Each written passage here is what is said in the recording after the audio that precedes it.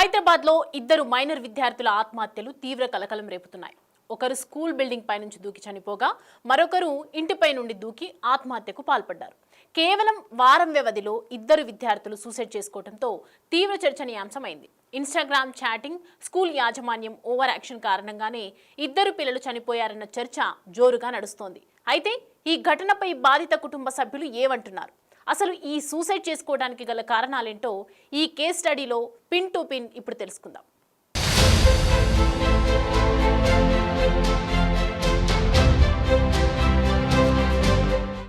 మియాపూర్లోని Janapriya apartments D block 4వ అంతస్తులో విజయ్ నాయక్, చిన్మయ్ నాయక్ దంపతులు నివాసం ఉంటున్నారు. వీరి కుమార్తె హన్సిక నాయక్ మాధవ్ నగర్లోని సెయింట్ మార్జిన్ స్కూల్లో 10వ తరగతి చదువుతోంది. అదే స్కూల్లో మియాపూర్ మాధవనగర్ కాలనీకి చెందిన షేక్ అహ్మద్, జహీరు నిసా బేగం దంపతుల కొడుకు రిజ్వాన్ చదువుతున్నాడు. వీరిద్దరూ కొద్ది రోజులుగా చాటింగ్ చేసుకుంటుండగా స్కూల్ టీచర్ గమనించి ప్రిన్సిపాల్కు తెలిపింది. దీంతో ఈ నెల 19న ఇరువురు తల్లిదండ్రులను స్కూల్కు పిలిపించి మాట్లాడుతుండగా చాటింగ్ విషయం తన తల్లికి తెలిసిందని తీవ్ర మనస్తాపానికి గురయ్యాడు రిజ్వాన్. ఈ క్రమంలో స్కూల్ బిల్డింగ్ 5వ ఫ్లోర్ నుంచి దూకి ఆత్మహత్య చేసుకున్నాడు.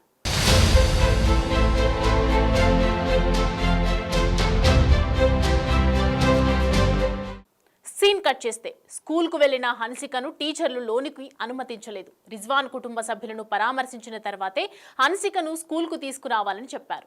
స్కూల్ యాజమాన్యం చెప్పినట్లు విజయ్ నాయక్ తన కూతురిని తీసుకుని రిజ్వాన్ ఇంటికి వెళ్లారు. ఈ సమయంలో మృతుడి కుటుంబ సభ్యులు తీవ్ర ఆగ్రహానికి గురయ్యారు. నా కొడుకు చనిపోయినట్లే చావు అంటే హన్సికపై ఫైర్ అయ్యారు. అంతేకాకుండా పరీక్ష రాసేందుకు హన్సికను స్కూల్లోనికి అక్కడి యాజమాన్యం అనుమతించకపోవటం, రిజ్వాన్ కుటుంబ సభ్యులు దూషించడంతో తన కుమార్తె హన్సిక తీవ్ర మనస్తాపం చెందిందని పోలీసులకు ఇచ్చిన ఫిర్యాదులో హన్సిక తండ్రి పేర్కొన్నారు. एक्चुअली मैं जो बोल रहा हूँ भगवान को कसम करके खा के ही मैं बोल रहा हूँ, मेरा सुसाइड के लिए स्कूल फ्रेंड एंड उसका जो लड़का का मरा हुआ पेरेंट्स रिस्पॉन्सिबिलिटी है. और मैं उसका पेरेंट्स ने क्या बोला कि तुम जाके तुम्हारा बेटी को तुम जाके ऊपर धक्का मार के उसको गिरा दो, ऐसे कटनिंग किया और एजुकेशन भी तुम्हारा इधर बंद कर देता हूँ बोल के बोला. मैं आज स्कूल गया, स्कूल वाला ने मुझे रिटर्न कर दिया, मना कर दिया. आज तुम्हारा बेटी एग्ज़ाम देने के लिए नहीं होगा. वो सभी सुन के जाके वो जॉब कर दिया सर.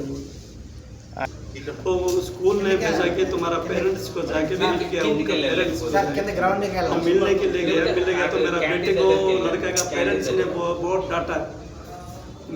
लड़के का पेरेंट बहुत डांटा और बोला कि तुम सुसाइड करो, सुसाइड करेगा तो मेरा लड़का का आत्मा शांत मिलेगा, नहीं तो नहीं मिलेगा. तो इसे बोला उनका लड़का का पेरेंट्स.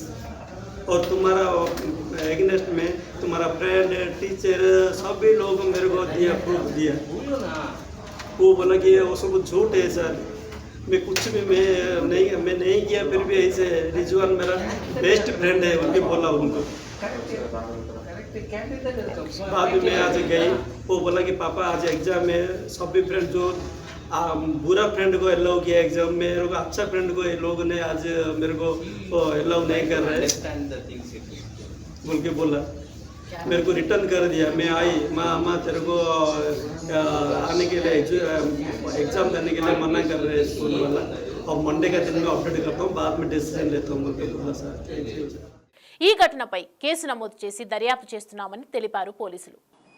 ఈ రోజు మధ్యాహ్నము అరౌండ్ 12:45 మనకు 100 డైల్ ద్వారా ఒకటి మెసేజ్ రావడం జరిగింది. దాన్ని బేస్ చేసుకొని మనకు ఉద్భవ హాస్పిటల్ దగ్గరికి మన టీమ్స్ మూవ్ అయినాయి. అక్కడ వచ్చి వెరిఫై చేస్తే హన్సికా నాయక్ అని చెప్పేసి ఏజ్ 15 ఇయర్స్ అమ్మాయి, సెయింట్ మార్టిన్ స్కూల్లో 10th క్లాస్ చదువుతున్నది.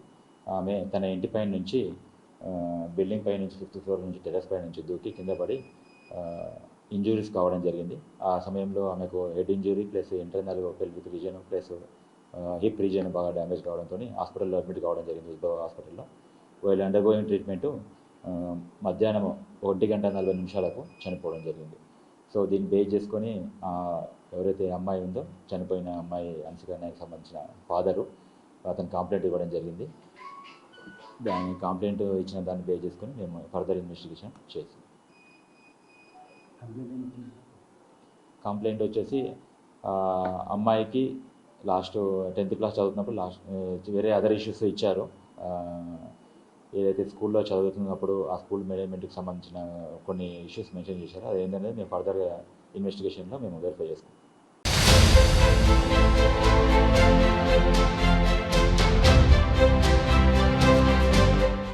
ఈ రెండు ఘటనల్లో పిల్లలు మనస్తాపానికి గురవ్వటమే కీలకం. స్కూల్ యాజమాన్యాలు విద్యార్థులపై దృష్టి పెట్టాలి. అయితే ఆ విషయాన్ని ముందుగా పేరెంట్స్కు సున్నితంగా చెప్పగలగాలి. పేరెంట్స్కు తమ గురించి కంప్లైంట్ ఇచ్చారన్న విషయం పిల్లలకు తెలియనివ్వకుండా జాగ్రత్త పడాలి. ఇరువురి కుటుంబ సభ్యులకు విషయం తెలుసు కనుక ఇంట్లో తమ పిల్లలకు వారే నచ్చ చెప్పుకునే ప్రయత్నం చేస్తారు. అలా జరగని పరిస్థితుల్లో కథ వేరేలా ఉండేది. పిల్లల తల్లిదండ్రులు మాట వినకపోతే పేరెంట్స్ ఆధ్వర్యంలోనే ఇద్దరు పరస్పరం ఆరోగ్యకరమైన ఫ్రెండ్లీ రిలేషన్ను కొనసాగించుకునే వాళ్ళు. ఒకవేళ పేరెంట్స్ మాట విని ఉంటే పూర్తిగా విడిపోయి ఉండేవాళ్ళు. కానీ ఇక్కడ అలా కాకుండా కర్త క్రియ అత్యుత్సాహం స్కూల్ యాజమాన్యం తీసుకోవడంతో కర్మ మృతుల కుటుంబ సభ్యులు అనుభవించాల్సి వచ్చింది.